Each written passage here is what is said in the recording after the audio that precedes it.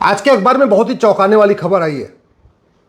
मध्य प्रदेश की राजधानी भोपाल में कन्वर्टेड हिंदुओं ने बड़े प्लान्ड वे में हिंदू बेटियों को टारगेट किया है और उनके साथ बलात्कार किया है। कन्वर्टेड हिंदुओं ने अपनी पहचान छुपाई, तिलक लगाया, कलावा पहना, अपना नाम बदला और उसके बाद धीरे धीरे करके हिंदू बेटियां जो कॉलेज में जा रही थी उनसे दोस्ती किया, बलात्कार किया, उनका वीडियो फिल्मा लिया और वीडियो बना के उनको ब्लैकमेल करने लग गए। यह घटना 1990, 91, 92 में भी अजमेर में हुई थी, जहां लगभग 1,500 हिंदू बेटियों के साथ यही काम हुआ था। और अजमेर में भी सारे के सारे बलात्कारी कन्वर्टेड हिंदू थे और सारी की सारी पीड़िताएं हिंदू थी। सवाल यह है कि भारत में हो क्यों रहा है? क्या यह समस्या लाइलाज है? क्या यह समस्या चीन में भी है? क्या यह समस्या जापान में भी है? क्या यह समस्या सिंगापुर में भी है? इस समस्या के लिए जानते हैं कौन जिम्मेदार है? वो जिम्मेदार हैं जो संविधान की शपथ लेते हैं और संविधान की शपथ लेने के बाद कहते हैं मजहब नहीं सिखाता आपस में बैर रखना। ये जो कुछ भारत में हो रहा है उसके लिए वो सांसद, विधायक, मंत्री और जज जिम्मेदार हैं जो कहते हैं वेद, पुराण, बाइबल, कुरान एक समान है। ये जो कुछ भारत में है, हो रहा है, उसके लिए वो सांसद, विधायक, मंत्री और जज जिम्मेदार हैं जो कहते हैं मदरसा, मिशनरी स्कूल और गुरुकुल एक समान है। इसके लिए वो सारे के सारे सांसद, विधायक, मंत्री और जज जिम्मेदार हैं जो कहते हैं सभी रिलीजन एक समान होते हैं। ये जो कुछ भारत में हो रहा है, जो अजमेर में हुआ और जो भोपाल में हुआ, इसके लिए वो सांसद, विधायक, मंत्री और जज जिम्मेदार हैं जिन्होंने आर्टिकल 30 में मदरसा ढूंढ लिया, जो मदरसों का समर्थन करते हैं, मदरसा बोर्ड का समर्थन करते हैं, मदरसों की डिग्री का समर्थन करते हैं। ये जो कुछ अजमेर में हुआ और जो अभी भोपाल में हो रहा है, इसके लिए वो सांसद, विधायक, मंत्री और जज जिम्मेदार हैं जो माइनॉरिटी और मेजॉरिटी का समर्थन करते हैं, जो मजहब के आधार पर बने नियम कानूनों का समर्थन करते हैं। जो भारत में अराजकता है, इसके लिए वो सांसद, विधायक, मंत्री और जज जिम्मेदार हैं जो मजहब के आधार पर बने बोर्ड और ट्रिब्यूनल का समर्थन करते हैं, मजहब के आधार पर बने मंत्रालय और आयोग का समर्थन करते हैं, मजहब के आधार पर लोन, वजीफा, कोचिंग का समर्थन करते हैं और मजहब के आधार पर बने स्कूल, कॉलेज का समर्थन करते हैं। पूरी दुनिया में अराजकता कौन से स्कूल में सिखाई जाती है सबको पता है। इसके बाद भी कह रहे हैं गुरुकुल, मदरसा एक समान है, बाइबल, कुरान, वेद, पुराण एक समान है। इसके लिए यही लोग जिम्मेदार हैं। समाधान क्या है? समाधान तो हमें आपको करना पड़ेगा, अपने अपने सांसदों और विधायकों को मिलकर जगाना पड़ेगा, क्योंकि अब एक्सट्रीम हो चुका है। थूकने का वीडियो आ चुका है, पेशाब करने का वीडियो आ चुका है, दाल की कढ़ाई में लैट्रिन करने का वीडियो आ चुका है, गुलाब जामुन के कढ़ाई में पेशाब करने का वीडियो आ चुका है। क्या क्या वीडियो नहीं आया? कश्मीर में धर्म पूछ के मारने का वीडियो आ चुका है। और अब धर्म देख देख के बलात्कार हो रहा है। इसके बाद भी अगर आपका खून नहीं खौल रहा है, इसके बाद भी आप शांत बैठे हैं, तो फिर आपके बच्चों को बचाना, आपके आने वाली पीढ़ियों को बचाना नामुमकिन है, हो ही नहीं सकता। केवल अगर जबानी जंग होती रहेगी, केवल जुगलबाजी होती रहेगी तो कुछ नहीं होगा। समाधान करना पड़ेगा, इस संविधान को ठीक से पढ़ना पड़ेगा और संविधान के पढ़ने वालों को ठीक से संविधान पढ़वाना पड़ेगा। आज मैं फिर से पूछ रहा हूं संविधान की शपथ लेने वाले माननीय सांसदों, विधायकों, मंत्रियों और जजों से, भारत के संविधान के किस पन्ने पे मदरसा लिखा हुआ है? भारत के संविधान के किस आर्टिकल में मदरसा लिखा हुआ है? अरे भारत का संविधान तो मदरसा खोलने को बैन कर, मदरसा के खिलाफ बात करता है। आर्टिकल 27 में लिखा हुआ है कि मजहब को प्रमोट करने के लिए 1 रुपये खर्च नहीं होगा और मदरसा मजहब को प्रमोट करता है। आर्टिकल 28 में लिखा है किसी भी सरकारी स्कूल में, सरकार के द्वारा मान्यता प्राप्त स्कूल में, सरकार के द्वारा फंडेड स्कूल में कोई मजहबी टीचिंग नहीं होगी। और मदरसा तो मजहबी टीचिंग देता है।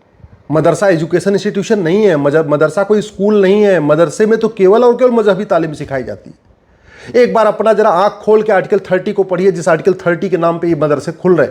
आर्टिकल 30 में साफ साफ लिखा हुआ है all citizens, minority, whether minority और majority have right to open education institution.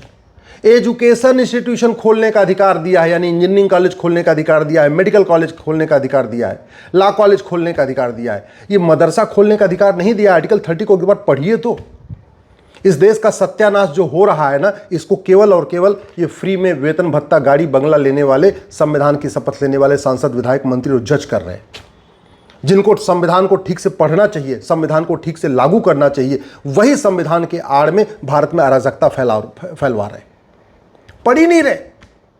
समाधान यही है कि सबसे पहले इस माइनॉरिटी मेजॉरिटी कमीशन को खत्म किया जाए, इस कानून को खत्म किया जाए, 1992 वाले माइनॉरिटी कमीशन एक्ट को, जिसको कांग्रेस ने भारत को बर्बाद करने के लिए बनाया था।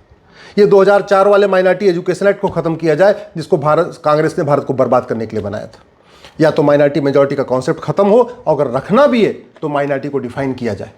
माइनॉरिटी की संख्या हजारों में हो सकती है, माइनॉरिटी की संख्या लाखों में हो सकती है, करोड़ों में माइनॉरिटी की संख्या नहीं हो सकती। कुछ हजार लोग हों, जो समुदाय कुछ हजार है उसको माइनॉरिटी कह सकते हैं, जैसे पारसी।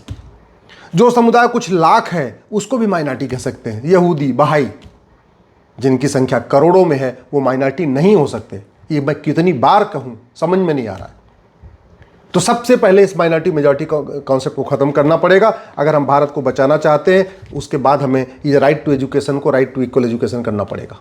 कांग्रेस ने 2012 में इस राइट टू एजुकेशन को बदल के मदरसे को बाहर निकाल दिया गया था। 2025 आ गया, हमने दोबारा उस कांग्रेस की गलती को ठीक नहीं किया।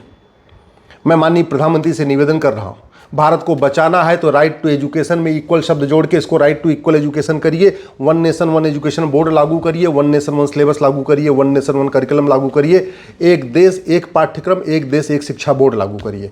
सब अपनी अपनी मातृभाषा में पढ़ेंगे, बंगाल वाला बंगाली में पढ़ेगा, तमिलनाडु वाला तमिल में पढ़ेगा, गुजरात वाला गुजराती में पढ़ेगा, लेकिन 10वीं तक 16 साल तक सबके लिए कॉमन एजुकेशन सिस्टम लागू करिए, समान शिक्षा लागू करिए। अगर भारत को बचाना चाहते हैं तो उन मजहब के आधार पर जितने नियम कानून बने उनको खत्म कर दीजिए, एक यूनिफॉर्म सिविल कोड लागू करिए।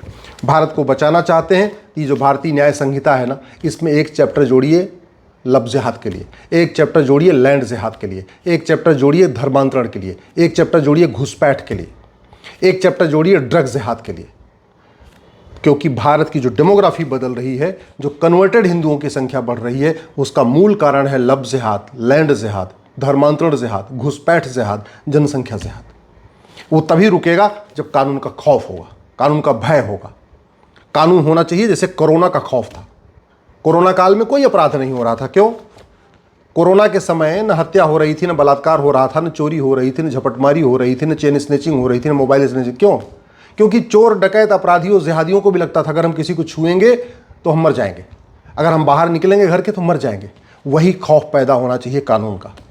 कानून का खौफ होना चाहिए कि लफ्ज़ जिहाद किया तो गए, लैंड जिहाद किया तो गए, धर्मांतरण कराया तो गए, घुसपैठियों की मदद किया तो गए। ये खौफ पैदा करना पड़ेगा और उसके लिए यही करना पड़ेगा, कानून बदलना पड़ेगा। कि भारतीय शस्त्र संहिता में एक नार्को पॉलीग्राफ ब्रेन मैपिंग अनिवार्य करना पड़ेगा।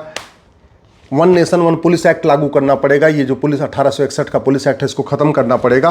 और जो लोग भारत में डेमोग्राफी बदले में मदद कर रहे हैं, चाहे वो लफ्ज़ जिहाद कर रहे हैं, चाहे लैंड जिहाद कर रहे हैं, चाहे धर्मांतरण कर रहे हैं, चाहे वो रेप जिहाद कर रहे हैं, ऐसे लोगों पे NSA लगाना पड़ेगा, तब जाके ये रुकेगा। ऐसे लोगों पे UAPA लगाना पड़ेगा, तब ये जो लफ्ज़ जिहाद और रेप जिहाद चल रहा है वो रुकेगा। ऐसे लोगों पे ऑर्गेनाइज क्राइम की धारा लगानी पड़ेगी। गुजरात के पास गुस्कोका है, महाराष्ट्र के पास मकोका है, लेकिन कोई सरकार लगा नहीं रही है। ऐसे लोगों की नागरिकता ख़त्म करना पड़ेगा। ये जो 1995 का सिटीजनशिप एक्ट है, इसको बदलना पड़ेगा।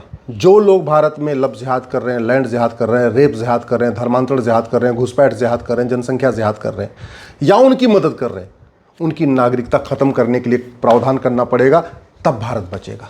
भारत को अगर बचाना है तो जो इनकी फंडिंग आती है उस फंडिंग रोकना पड़ेगा। फंडिंग रोक दिया जाए तो कमर टूट जाएगी। फंडिंग कैसे होती है? काला धन के जरिए होती है। और काला धन क्यों जो है भारत में? क्योंकि हमारा ब्लैक मनी एक्ट घटिया है, महासड़ा हुआ है। जो फंडिंग होती है वो बेनामी प्रॉपर्टी के जरिए होती है। और ये क्यों चल रहा है? क्योंकि हमारा बेनामी प्रॉपर्टी वाला जो कानून महाघटिया है, महासड़ा हुआ है। जो फंडिंग होती है वो करप्शन के जरिए आती है, जो करप्शन के जरिए पैसा जनरेट होता है। और वो क्यों चल रहा है? क्योंकि हमारा ये भी कानून महाघटिया है। जो फंडिंग होती है वो विदेशों से आती है, FCRA कानून के जरिए 2010 में कांग्रेस ने इसीलिए बनाया था। जब तक ये कानून नहीं खत्म होगा, विदेशी फंडिंग नहीं खत्म होगी, जब तक फंडिंग नहीं खत्म होगी तब तक ये धर्मांतरण, घुसपैठ, लफ्ज़ जिहाद, रेप जिहाद, लैंड जिहाद रुकेगा नहीं। जो सबसे बड़ी फंडिंग होती है भारत को बर्बाद करने के लिए, वो ड्रग के जरिए आती है। ड्रग भारत में बेचा जा रहा है, लड़कों को नपुंसक बनाया जा रहा है, लड़कियों में बांझपन बढ़ रहा है, और उससे जो पैसा आ रहा है उससे बाकी फंडिंग की जा रही है। तो जब तक नशा तस्करों को फांसी देने, नागरिकता खत्म करने के लिए कानून नहीं बनेगा, उनकी 100% प्रॉपर्टी जब्त करने के लिए कानून नहीं बनेगा, तब तक ड्रग जिहाद नहीं बंद होगा। ड्रग जिहाद नहीं बंद होगा तो फंडिंग आती रहेगी, फंडिंग आती रहेगी तो बाकी चीज़ें चलती रहेंगी। अगर भारत को सुरक्षित बनाना है तो घुसपैठियों और उनके मददगारों को फांसी देने के लिए कानून बनाना पड़ेगा। ये कानून महाघटिया है, महासड़ा हुआ है। अगर हमें भारत को सुरक्षित बनाना है तो जो वक्फ बोर्ड ज़मीन क्लेम करके बैठा है उसकी सारी की सारी ज़मीन ऑडिट करा के लेना पड़ेगा। वक्फ बोर्ड की ज़मीनों पे जो पैसा आ रहा है उस पैसे भी भारत में गज़वा हिंद को प्रमोट किया जा रहा है, भारत में जिहाद फैलाया जा रहा है। जब तक कानून नहीं बदलेगा तब तक कुछ नहीं बदलेगा। सांसद बदलने से, विधायक बदलने से, मंत्री बदलने से, कलेक्टर बदलने से, कप्तान बदलने से, थानेदार बदलने से, हवलदार बदलने से कुछ नहीं होगा, कानून बदलना पड़ेगा। इसलिए मैं माननीय प्रधानमंत्री से निवेदन कर रहा हूँ, अब कम से कम इन कानूनों को बदलिए, भारत को बचाइए, भारत की बेटियों को बचाइए। बेटियां पढ़ने जा रही हैं कॉलेज में, लेकिन वो लफ्ज़ जिहाद का शिकार हो रही हैं। बेटियां पढ़ने तो जा रही हैं लेकिन बेटियां बच नहीं रही हैं।